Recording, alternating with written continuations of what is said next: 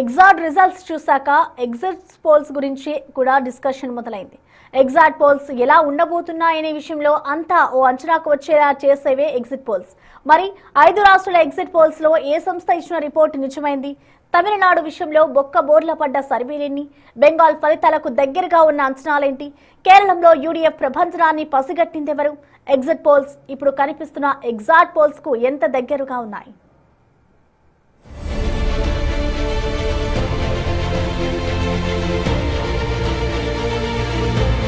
Elections results వచ్చే ముందు political circles లోను సామాన్య జనాల్లో జరిగే అతి పెద్ద చర్చ ఎగ్జిట్ పోల్స్. ఓటరు నాడిని పట్టుకోవటంలో కొన్ని సంస్థలు సక్సెస్ అయితే మరికొన్ని ఘోరంగా విఫలమవుతుంటాయి. ముఖ్యంగా 5 రాష్ట్రాల ఎన్నికల ఫలితాలను గమనిస్తే ఎగ్జిట్ పోల్స్ అంచనాలు అసలు ఫలితాలకు మధ్య ఉన్న గ్యాప్ చాలా ఇంట్రెస్టింగ్ గా ఉంది. ముఖ్యంగా పశ్చిమ బెంగాల్ ఎన్నికల ఫలితాలు దేశం మొత్తాన్ని ఆశ్చర్యపరిచాయి. ఇక్కడ దాదాపు మెజారిటీ ఎగ్జిట్ పోల్స్ బొక్కబోర్ల పడ్డాయి. చాలా సంస్థలు మళ్లీ టీఎంసీది అధికారమని చెప్పాయి. కానీ ఫలితాలు చూస్తే టీఎంసీ 100 సీట్లు కూడా గెలవలేకపోయింది. ప్రజా పోల్ అనే సంస్థ మాత్రమే టీఎంసీకి 85 నుంచి 110 సీట్లు వస్తాయని అంచనా వేసింది. బీజేపీకి 178 నుంచి 208 స్థానాలు వస్తాయని చెప్పింది. ఈ ఎగ్జిట్ పోల్స్ కు దగ్గరగానే బెంగాల్ ఫలితాలున్నాయి.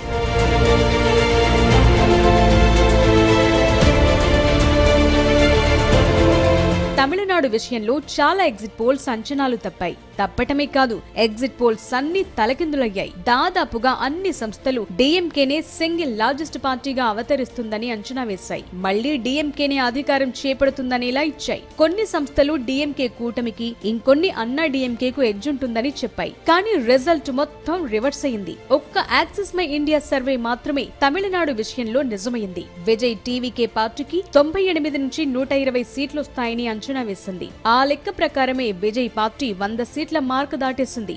డీఎంకే విషయంలో జేవీసీ సంస్థ అంచనాలు నిజమయ్యాయి. అన్నా డీఎంకే విషయంలో అన్ని అంచనాలు తప్పాయి.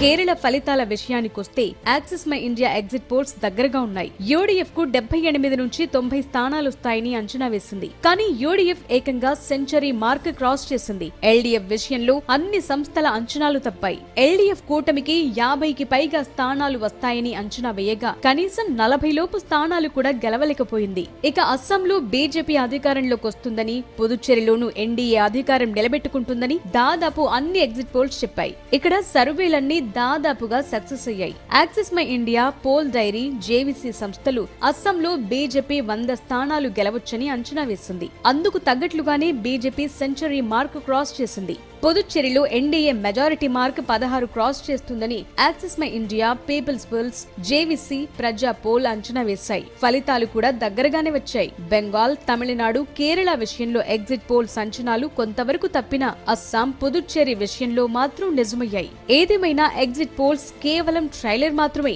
అసలైన సినిమా కౌంటింగ్ రోజుతోనే తేలిపోతుంది. ఇప్పుడు కూడా అదే మరోసారి రిపీట్ అయ్యింది.